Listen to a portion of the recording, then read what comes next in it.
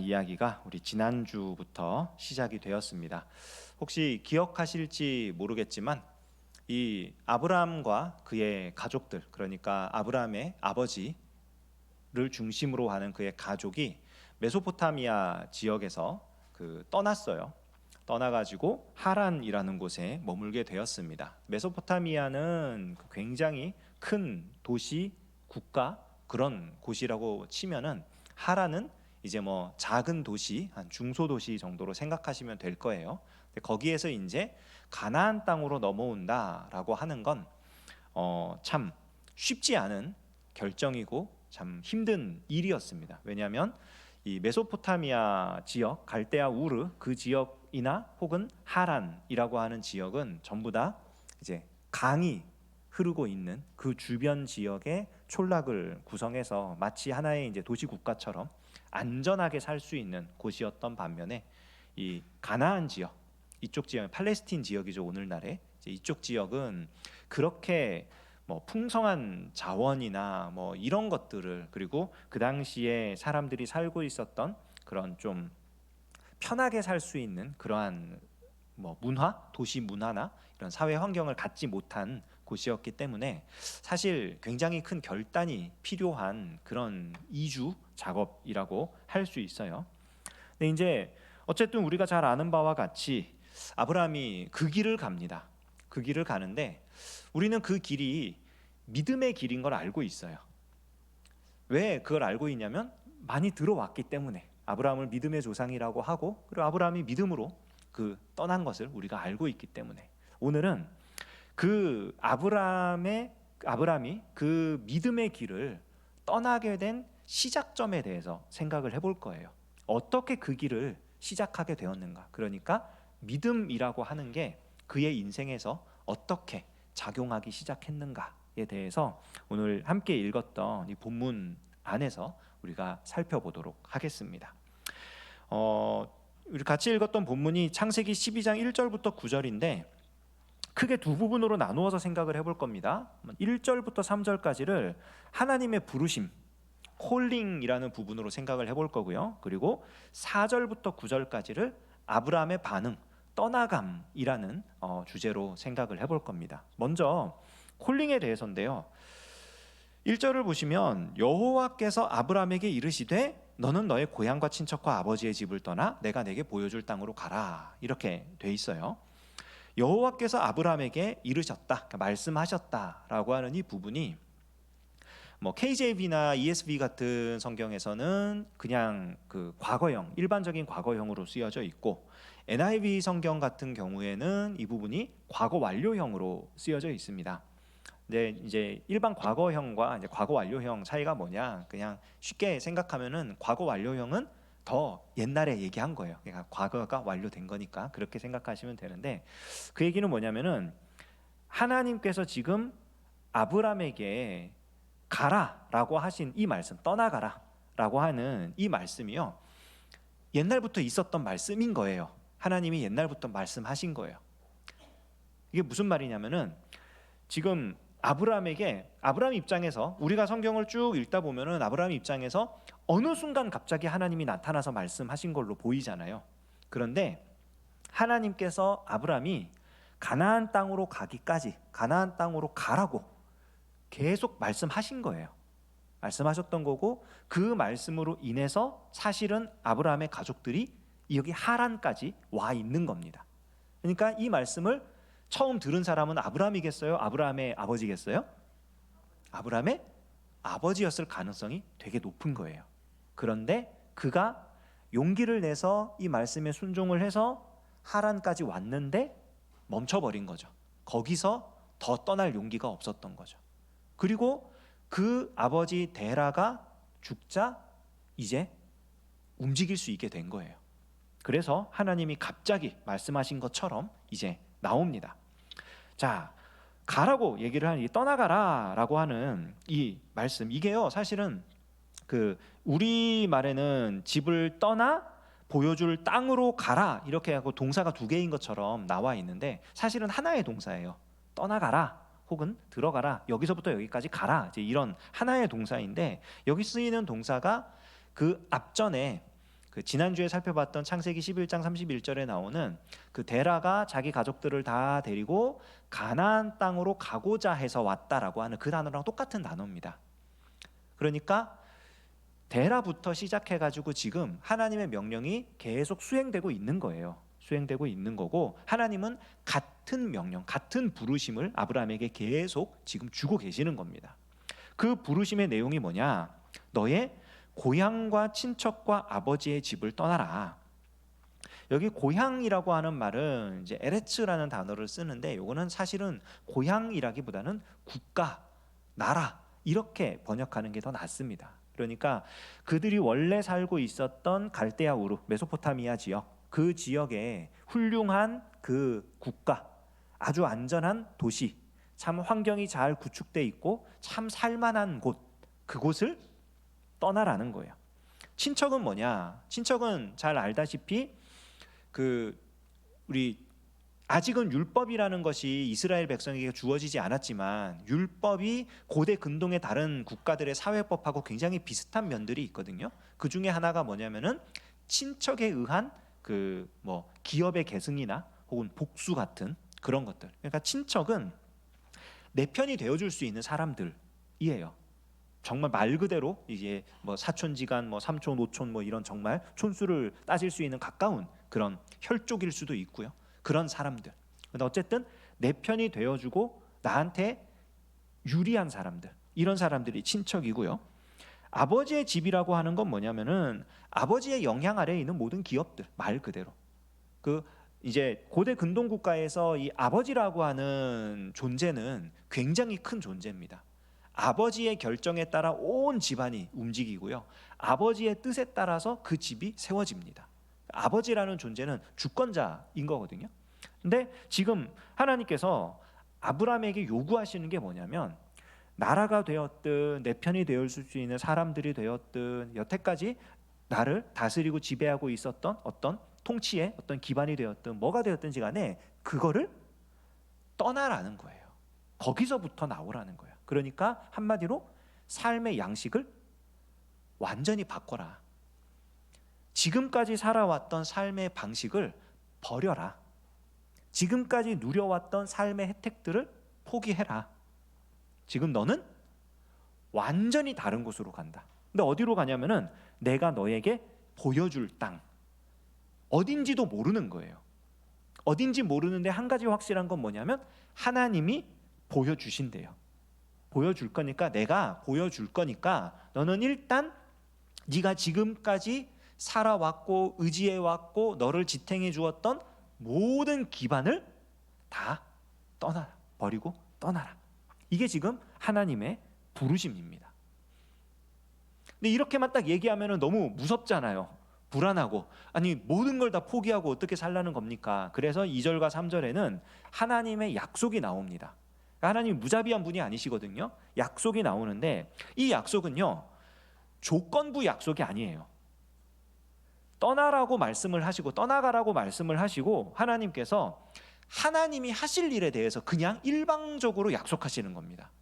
그러니까 이 하나님의 약속은 조건에 따라서 네가 내 말을 듣고 잘 떠나가면은 내가 너를 이렇게 만들어 줄 거야, 이런 식의 약속이 아니라, 내가 지금 너에게 이런 일을 행할 건데 떠나보지 않겠니? 그러니까 비전을 심어주는 거예요. 사실은 하나님이 하실 일을 보여주는 겁니다. 그 일이 뭐냐? 내가 너로 큰 민족을 이루고 내게 복을 주어 내 이름을 창대하게 하리니 너는 복이 될지라. 이거를 조금 더 적나라하게 직해라고 하죠. 이렇게 해석을 하면요, 내가 너를 가지고 위대한 나라를 만들어낼 거야. 너를 가지고 위대한 나라를 만들어낼 거고, 너를 아주 풍요롭게 만들 거야. 그리고 네 이름이 엄청나게 위대해지게 할 거야. 너 자신이 복이 될 거야. 하나님이 그렇게 하신다는 거예요. 무조건적으로. 어마어마한 거죠. 지금 모든 삶의 기반을 버리고 떠나야 되는 상황이에요. 그런데 그 상황에 하나님이 약속하시는 건 뭐냐? 너가 엄청난 나라, 엄청난 부, 엄청난 명예, 이런 것들을 가진 복덩어리가 될 거다. 지금 그렇게 약속을 하시는 겁니다. 이게 굉장히 충격적인 약속입니다. 좀 이따가 말씀드릴게요. 그리고 3절에 또 말씀하셔요. 너를 축복하는 자에게 내가 복을 내리고 너를 저주하는 자에게 내가 저주하리니 땅의 모든 족속이 너로 말미암아 복을 얻을 것이라. 그러니까 하나님이 편들어 주시겠다는 거예요. 누군가가 이 아브라함을 축복하면 하나님이 그에게 복을 줄 것이고, 누군가가 아브라함을 저주하면 하나님이 그를 저주할 것이다. 그러니까 하나님이 아브라함 편에 내가 네 편에 서 있을게, 너하고 같이 있을게. 그러니까 이게 아브라함이 복이 되는 방법이에요. 아브라함이 복인 이유는 아브라함 자체가 뭔가 어떤 정말 특출난 존재가 돼가지고 복이 되는 게 아니라 하나님이 그의 편이 되어 주심으로써 하나님께서 그를 통해 복을 내리시고 혹은 저주를 내리시고 하는 일들이 일어나게 될 거라는, 그게 아브라함이 복이 된다는 말의 정체입니다. 그렇게 복이 되게 할 거라고 약속을 하시는 거죠. 땅의 모든 족속이 너로 말미암아 복을 얻을 것이라. 여기서 이 족속이라는 말이요, 이제 그 땅의 모든 족속, 말 그대로 이제 모든 족속인데 여기 땅의 모든 족속이라 그러잖아요. 여기 나오는 땅이 아까 말했던 그 에레츠라고 하는 말하고는 좀 다른 단어를 쓰여요. 아다마라고 하는 단어가 쓰이는데, 이건 뭐냐면은 사람이 이제 뭐 개간을 한, 그래서 자기 소유로 가진 어떤 그런 땅이나 어떤 사람의 통치 아래에 있는 그런 땅을 얘기하거든요. 그러니까 이게 이제 무조건 아브라함을 통해서 뭐 정말 말 그대로 한 사람도 빠짐없이 다 하나님이 복 주시고 구원해 주실 것이다, 뭐 이런 만인 구원설 이런 걸 얘기하는 게 아니라 아브라함을 축복하는, 아브라함 편에 서서 하나님으로부터 복을 받는 그런 자들에게 해당되는 그런 이제 뭐 좀 그 신학적으로 얘기하자면 뭐 제한 속죄 뭐 이런 얘기를 이제 하시는 건데, 그러니까 아브라함에게 지금 하나님이 하실 일에 대해서 일방적으로 말씀을 하시는 겁니다. 일방적으로. 그리고 아브라함에게 요구하는 것은 딱 하나인 거예요. 떠나가라. 그러니까 지금까지 살아왔던 삶의 양식을 다 버려라. 근데 이게 놀라운 그 말씀인 이유가 뭐냐면요, 이 당시에 이 고대 근동 사회에서 사람들은요, 신이라고 하는 존재를 인격적인 존재로 생각을 안 했거든요. 사람 비스무리하긴 한데 좀 심술 맞고 사람을 아주 부려먹고 뭔가 사람을 못 살게 구는 그런 존재로서 이 신의 비위를 잘 맞춰가지고 살아야 이제 벌받지 않고 살고, 그리고 이 신으로부터 어떤 특별한 어떤 뭐라 그럴까요? 그 사명이라고 할까요? 능력이라고 할까요? 어떤 신과 뭔가 어떤 접점이 있는 그런 사람들은 누구냐면은 아주 뛰어난 무당이거나 아니면은 한 나라의 왕이거나, 이런 사람들 아니면 신하고는 아무런 관계 없는 사람들이었어요. 그러니까 이 시대에 지금도 그렇지만 그 제사 의식이나 아니면 뭐 우리나라에서 뭐 전통적인 인간 신앙으로 표현을 하자면 뭐 굿하는 거 뭐 이런 거 있잖아요. 굿하고 그다음에 무속 신앙 가지고 막 이런 것들, 그게 굉장히 다양한 형태와 모양을 가지고 막 굉장히 이렇게 열심히 하잖아요. 그런 것들을 아주 뭐 시간도 철저하게 지키고 뭐 음식도 철저하게 지키고 뭐 그런 엄청나게, 왜 그러냐면은 그게 신의 비위를 맞춰야 되니까 그런 거예요.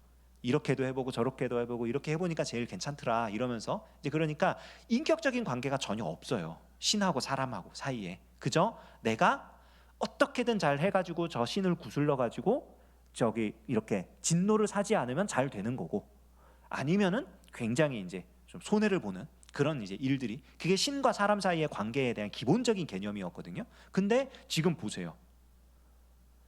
아브라함과 하나님 사이에는 그런 관계가 아니라 지금 하나님이 아브라함을 인격적으로 부르고 계시는 거예요. 개인적으로. 이게 놀라운 겁니다. 이거는 당시에 왕들이 사람들을 지배하기 위해서 내가 신의 아들이다, 나 신으로부터 계시받았다, 이렇게 얘기했던 거거든요. 근데 아브라함은 왕이 아니에요. 심지어는 지금 하나님이 요구하시는 건 뭐냐면은 살고 있던 모든 터전을 떠나는 거예요. 그러니까 나그네가 되라는 거거든요. 모든 걸 다 포기한 이방인, 나그네. 그러니까 아무 세력도 없고 권세도 없고 아무것도 없는 그런 존재가 되라고 부르시는 건데, 그런 아브라함에게 나타나셔서 아브라함과 지금 인격적인 대화를 하고 계시는, 이게 놀라운 거예요. 이게 그러니까 하나님이 아브라함을 부르시는 게 인격적인 부르심이고요. 그리고 말씀드렸듯이 2절과 3절에 나오는 하나님의 약속은 조건부 약속이 아닙니다. 무조건적인 약속이고 무조건적인 하나님의 계획, 하나님의 작정을 얘기해 주시는 거예요 지금.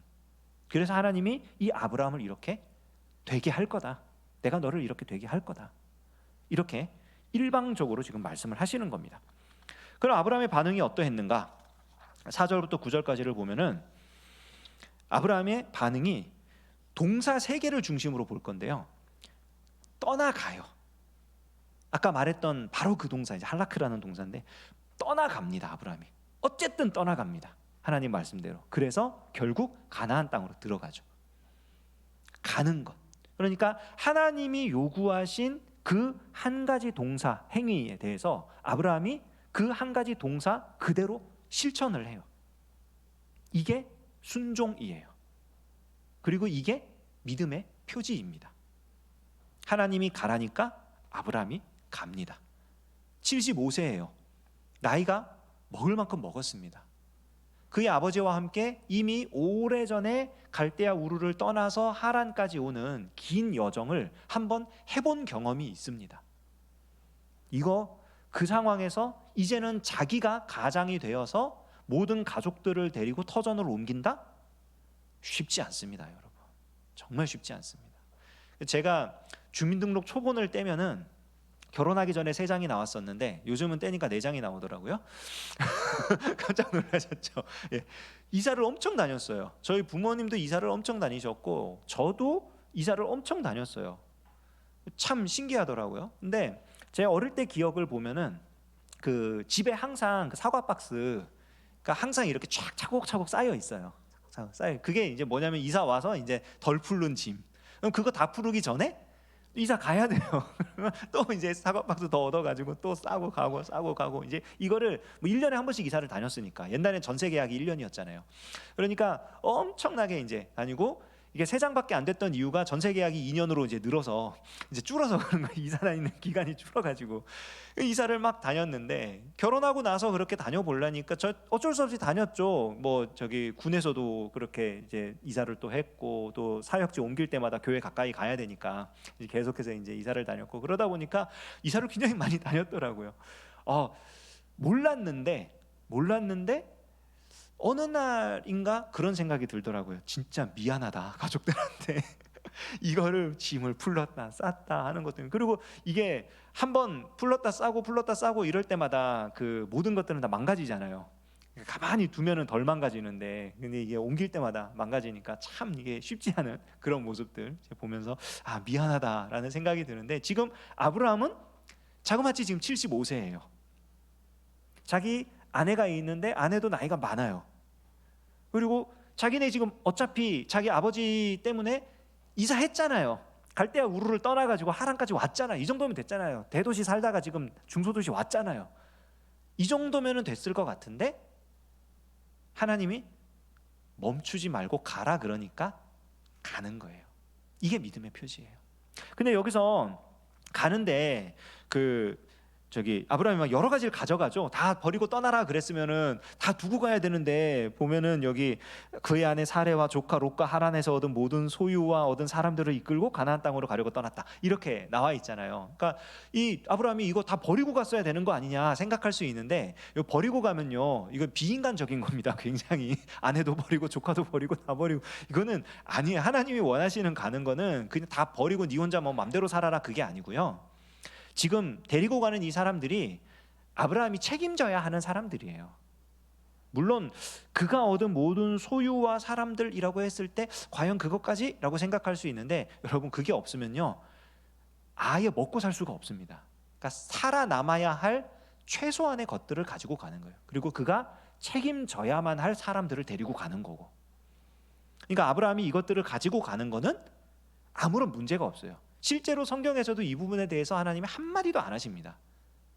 너 왜 그거 다 챙겨갔냐? 너 왜 이때 진작 롯하고 헤어지지? 왜 나중에 이런 말씀 안 하셔요 하나님이. 그러니까 이거는 지금 중요한 거는 아브라함이 이런 걸 다 챙겨갔더라 그게 아니라 하나님이 떠나가라고 하니까 떠나갔더라. 이게 중요한 거예요. 이게. 떠나간 아브라함이 그러면 뭘 하느냐? 그가 했던 일이 뭐냐면 2가지인데 하나는 단을 쌓은 거고요. 하나는 여호와를 부른 거예요. 이 두 가지 굉장히 이것도 중요합니다. 근데 그가 처음 단을 쌓은 장소가 어디냐면은 세겜 땅의 모래 상수리 나무 아래예요. 이 모래 상수리 나무라고 하는 게 이 모래라는 말이요, 아람어로 선생이라는 뜻입니다. 선생님, 티처. 그러니까 이 상수리 나무가 굉장히 큰 나무라고 해요. 그래서 이 나무 그늘 아래서 무슨 일이 일어났냐면 공개적으로, 공식적으로 이 자리에서 재판을 열거나, 그러니까 그 동네 사람들이 모여가지고 이제 누가 잘했네 잘못했네 이제 판단을 하는 그런 재판을 하거나, 아니면은 이게 선생님이라 그랬잖아요, 모래라는 뜻이. 그러니까 여기서 교육을 하거나, 사람이 뭐 아이들을 가르치든 다른 사람을 가르치든 교육을 하거나, 아니면은 여기서 예배를 하거나, 여기서 공식적으로 나는 이 신을 섬기니까 내가 이 신을 섬기는 사람입니다, 이런 거를 보이기 위해서 이제 무리들이 모여가지고 거기에 이제 뭐 돌로 제단을 쌓든 나무로 제단을 쌓든 쌓아가지고 예배를 하는 그런 공식적인 어떤 행위가 일어나는 그런 장소였던 건데, 거기에서 지금 아브라함이 뭘 했다고요? 여호와를 위하여 제단을, 단을 쌓았어요. 이거는 그냥 뭐 이게 쌓아놓고 비나이다 하고 싶어서 쌓은 게 아니라 내가 여호와 하나님을 섬기는 사람입니다라고 하는 거를 증명하기 위한 행위예요. 여호와 하나님이 나를 이곳까지 가라 그래서 내가 여기까지 왔습니다, 이걸 표현하기 위해서 공식적으로 사람들 앞에서 나는 여호와 하나님을 섬기는 사람이고 여호와 하나님께서 나를 이곳까지 보내셨기 때문에 내가 저 멀리 갈대아 우르를 떠나 하란을 거쳐 여기까지 왔습니다 라고 고백하는, 그게 단을 쌓는 거예요. 근데 이 단을 쌓은 일이 보시게 되면은 여기서 한 번에 끝나지 않아요. 세겜 땅 분명히 가나안 땅이거든요. 근데 거기서 멈추지 않고 계속해서 이동을 합니다. 베델과 아이 사이에도 단을 쌓고요, 그리고 점점 남방으로 옮겨가는 이런 일들이 일어납니다. 그러니까 하나님이 계속 아브라함에게 더 가라, 좀 더 가라, 거기 떠나가라 계속 말씀하시는 거고, 아브라함은 거기에 계속 순종을 하고 있는 거예요. 그리고 가는 곳마다 그가 여호와 하나님이 이렇게 나를 여기까지 불렀습니다, 여호와 하나님이 이렇게 했습니다 라고 계속 공식적으로 고백을 하는 겁니다. 여호와의 이름을 불렀다라고 하는 것도 마찬가지인데요, 이거는 여호와 하나님께 기도했다는 뜻입니다. 공개적으로.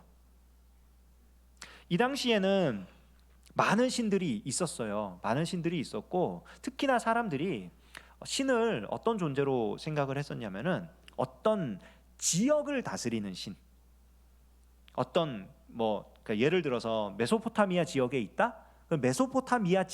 메소포타미아의 신이지 가나안의 신은 아닌 거예요. 그 신은.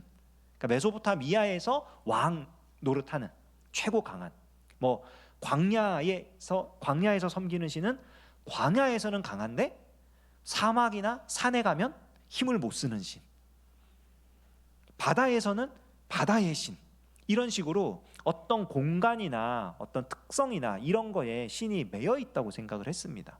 그런데 아브라함의 모습을 보세요. 옮겨가면서 단을 쌓아요. 그리고 단을 쌓은 곳에서 여호와의 이름을 불러요. 그 얘기는 뭐냐면은 여호와 하나님이 어느 장소이든지 상관없이 나의 하나님, 나의 신이라는 것을 고백하는 겁니다. 하나님이 하란에서도, 이곳 세겜에서도, 베델과 아이 사이에서도, 점점 남방으로 옮겨가는 그 모든 곳에서도 동일한 하나님, 같은 능력을 가지고 있고 같은 영광과 같은 존귀함을 가지고 계신 유일한 신이라는 것을 지금 아브라함이 공개적으로 선포하고 있는 거예요. 이게 아브라함이 보여준 반응입니다. 그러니까 이전까지 살았던 삶의 모양과 다르죠. 왜냐하면 그의 직업을 잘 아시잖아요. 그가 가족 대대로 돌을 깎아가지고 우상 만들던 사람이잖아요. 그러니까 얼마나 그 당시의 문화와 그 당시의 어떤 종교와 이런 것들에 익숙했겠습니까? 근데 그거를 정말 말 그대로 다 떠나간 거예요. 그 기반과 그 터전은 다 떠나고 여호와 하나님을 예배하는 사람으로 바뀐 겁니다. 이게 아브라함의 반응이고 이게 믿음의 시작이에요. 정리를 하자면요, 하나님이 부르시고 그 부르심에 따라 이전의 것을 떠나가는 게 믿음의 시작입니다. 그리고 이 믿음은요, 하나님의 부르심도 그렇고 이 부르심에 응답하는 떠나감도 그렇고요, 언제나 진행형이에요. 멈추지 않습니다. 하나님이 데라도 부르셨고 아브라함도 부르셨는데 아브라함이 그 부르심에 응답해서 가나안 땅 접경 지역에 들어가니까 거기서 멈추게 하지 않고 계속해서 가게 하십니다. 가나안 전역을 돌아다니게 하십니다. 하나님이 말씀하신 바가 성취될 때까지 하나님의 부르심은 유효한 거예요. 아브라함의 반응 역시 똑같습니다. 하나님의 부르심이 유효하기 때문에 그 부르심에 계속해서 순종하는 실천으로 응답을 하는 거예요. 계속해서 떠나가죠. 어느 한 곳에 안주하지 않고 멈추지 않고 계속해서 자신의 기반을 떠나가는, 그러니까 자기의 어떤 실력과 능력과 이런 것들을 의지하지 않고 말씀하시는 하나님을 의지하는 삶의 모양으로 그의 인생이 완전히 바뀌어진 거죠. 이게 믿음입니다. 하나님은요, 아브라함에게 뿐만이 아니라 우리에게도 동일하게 부르심의 은혜를 주십니다. 인격적으로 찾아오시고요, 우리가 가야 할 곳을 알려주시고 우리가 떠나야 할 곳을 알려주십니다. 우리가 할 일은 딱 하나예요. 떠나가면 되는 거예요. 하나님의 말씀대로 떠나가면 되는 겁니다. 그게 믿음의 시작이에요. 그 이후의 삶은 어떻게 될 것인가? 이제 앞으로 계속 아브라함의 인생을 살펴보면서 하나님께서 어떻게 그의 삶을 더 성숙하고 굳건한 믿음으로 이끌어 가시는지 확인하고 또 더 큰 은혜 누릴 수 있으면 좋겠습니다. 잠깐 기도하겠습니다. 하나님 아버지, 아브라함을 부르시고 인도하시는 주님, 그 부르심을 듣고 떠나가며 순종했던 아브라함의 이야기를 우리가 함께 나누었습니다. 주님, 우리도 불러주시고 우리도 떠나갈 수 있도록 역사하여 주시옵소서. 하나님 기뻐하시는 믿음이 시작되게 하시고 이 믿음의 여정 가운데에 살아계신 하나님을 경험하고 하나님을 인정하고 고백하며 하나님을 예배하는 우리 모두가 되게 하여 주시옵소서. 예수님의 이름으로 기도합니다. 아멘. 우리 함께 찬양하고 합심으로 기도하는 시간 갖겠습니다. 주님 말씀하시면 찬양합니다.